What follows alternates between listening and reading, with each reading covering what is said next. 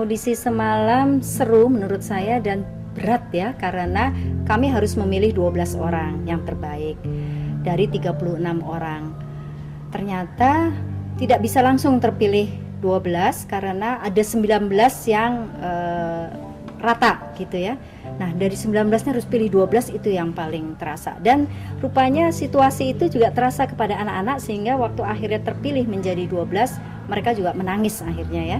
Karena menjadi ketat dan saya tiba-tiba harus mencari cara gimana dari 19 itu menjadi 12. Tidak lagi mereka menyanyi atau menari sendiri, lalu dicari cara lain, termasuk diantaranya adalah kecepatan mereka untuk menangkap materi yang diberikan.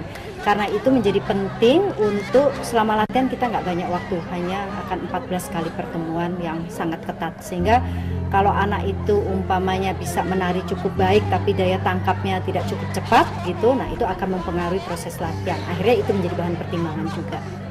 Dan saya pikir 36 ini kan sudah terpilih dari sekian ratus anak. Jadi yang 36 kemarin masuk dan kita juga sudah lihat bersama mereka menari, itu bakatnya ada.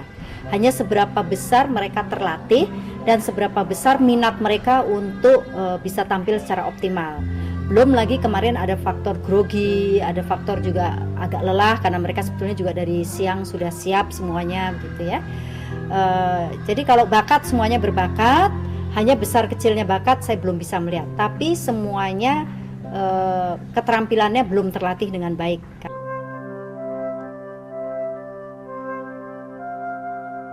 Inilah suasana asrama putri Sekolah Sukma Bangsa Biren pada pagi hari usai seleksi dan audisi.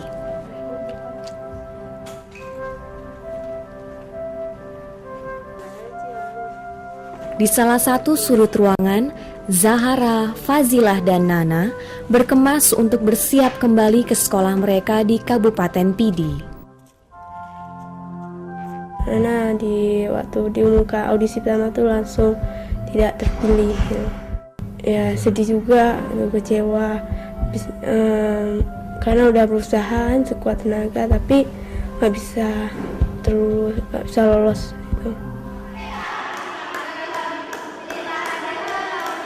Pada hari yang sama, suasana berbeda terjadi di dalam salah satu ruang di gedung Sekolah Sukma Bangsa Biren. Di bawah bimbingan langsung Nungki dan Nina, mereka yang lolos langsung memasuki masa latihan.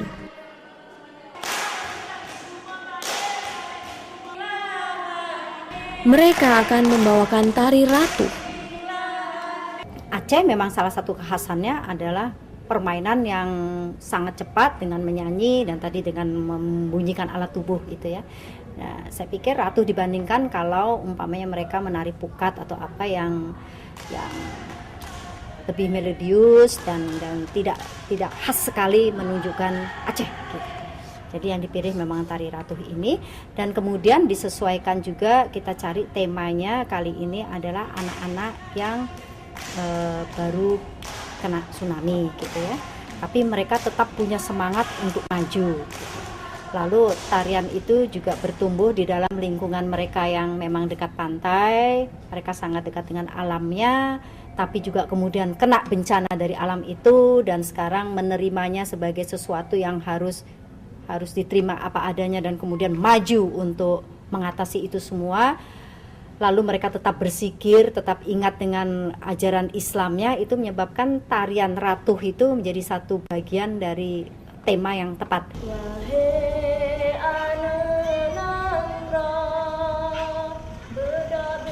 Waktu pelaksanaan festival yang sudah dekat mengharuskan mereka berlatih keras siang dan malam.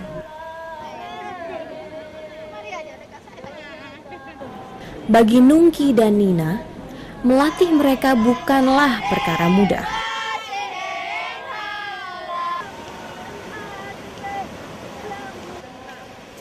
Meskipun bisa menari tarian Aceh, namun kemampuan dasar mereka rata-rata adalah bukan penari profesional.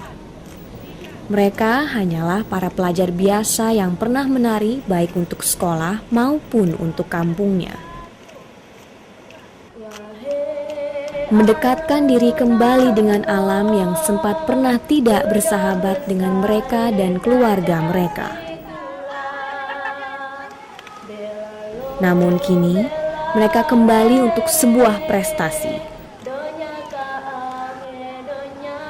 Bagi Nungki dan Nina, sebuah pekerjaan besar menyiapkan mereka untuk sebuah ajang bertaraf internasional telah dimulai. Sanggupkah para penari korban tsunami ini membawa harum nama bangsa Indonesia di negeri China?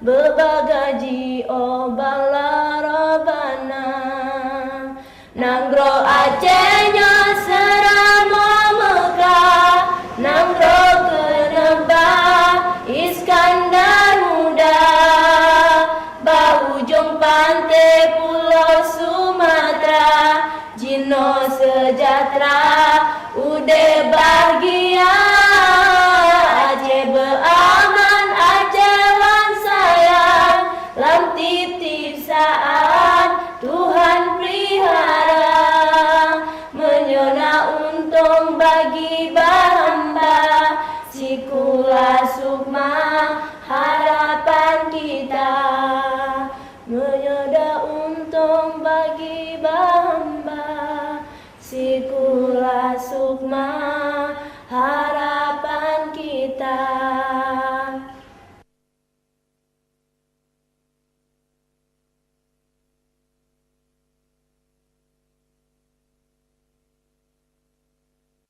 Ha